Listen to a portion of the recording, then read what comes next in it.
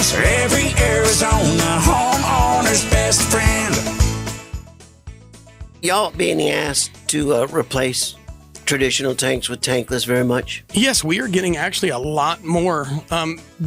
When they first came, the tanklesses came to the market, say like 7 years ago, there was a little bit of a little hiccup in some of the Eternals and stuff like that they were just breaking, and then the company went out of business. But now we got Navien, we've got Rinnai, and both of those are highly recommended tankless, and we put them on gas systems only. Okay. All right. I have not had any experience, and I haven't had good experience with electric tanklesses. Okay. The reason why is because people will call and say, I want an electric tankless water heater.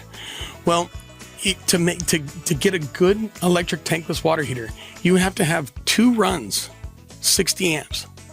So you have to run a full That's some juice. That's some juice. That's some juice. So you got baby. 120 amps running to these water heaters, and you have to run a whole new electric service over to there. So sometimes people are like, "Oh, well, I need another sub panel," some stuff like this, and then it's just a shot down. And so every time I've brought it up, they're like, "Nah, we'll just go back with the regular."